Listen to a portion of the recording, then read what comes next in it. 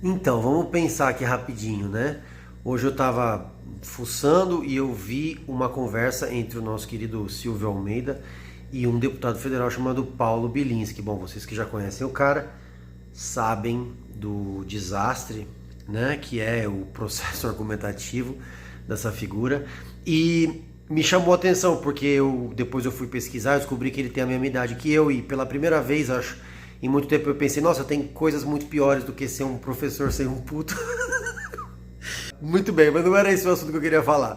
O que eu queria falar é sobre um trecho interessantíssimo de uma conversa que ele tem com o Silvio Almeida, falando sobre a necessidade de criminalização das drogas e a importância do trabalho policial, de intolerância com relação a entender o problema das drogas, não como um problema de saúde pública, mas como um problema de criminalidade e aquela história que a gente já conhece muito bem, né?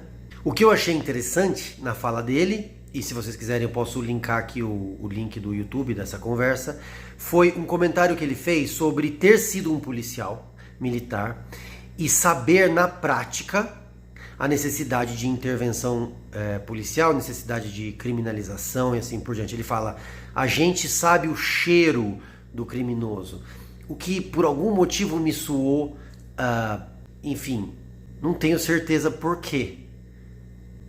Mas o ponto dele é assim, só estando lá nas trincheiras que você sabe de fato qual que é o problema. E eu achei um comentário muito interessante, porque na minha vida eu descobri que, na verdade, o contrário é sempre verdade.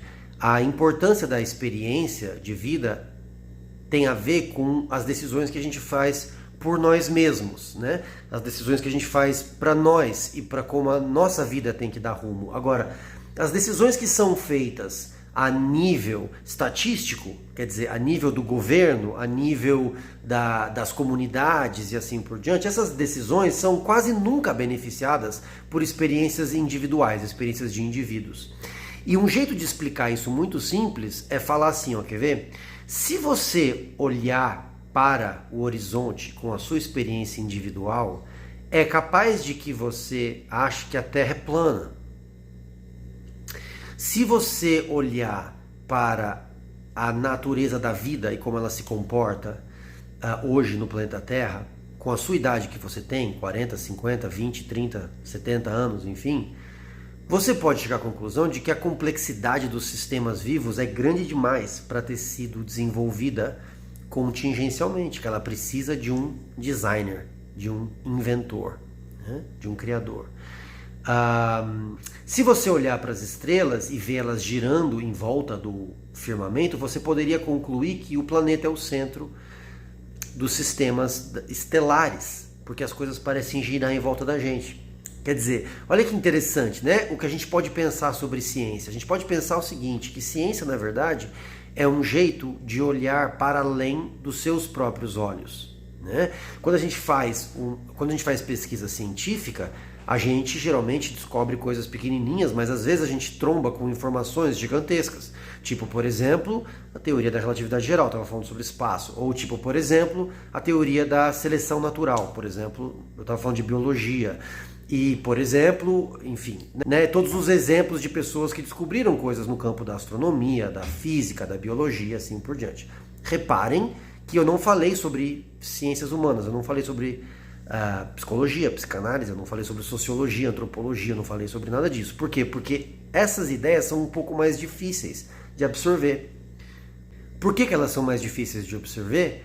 Porque quando a gente está falando de física, a gente está falando sobre uma ciência que não tem a ver com a sua vida pessoal, com o jeito que você acredita que as coisas deveriam ser. Então, quando a gente entra no campo da sociologia, da antropologia, principalmente da psicanálise e da psicologia, assim por diante, a gente começa a se intrometer na vida das pessoas, porque a gente começa a estudar coisas sobre as quais as pessoas já têm crenças formadas de senso comum. Entende o problema? Mas para essas ciências, a regra é exatamente a mesma. A regra é assim, com uma ciência a gente começa a conseguir ver coisas que uma pessoa sozinha não teria conseguido ver. E essa é a vantagem de ter figuras que nem, por exemplo, Silvio Almeida ou Fernando Haddad como parte do corpo de governo. Por quê? Porque esses caras, eles têm outros olhos que não são da experiência pessoal deles. Não é do que eles acham simplesmente, ou do que eles acreditam, mas do que eles descobriram estudando o trabalho de centenas e milhares de outras pessoas, que produz o maior bem para o maior número de pessoas. Esse tipo de postura só pode ser tomada por alguém que fez uma certa formação científica.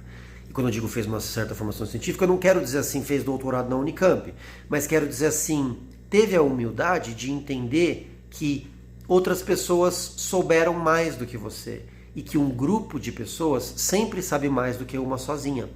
E que a sua experiência pessoal, por mais que você saiba o cheiro do criminoso, é fraca em comparação a tudo que a gente pode dizer junto sobre as melhores formas de conduzir uma sociedade. É um negócio para parar para pensar, né? Enfim.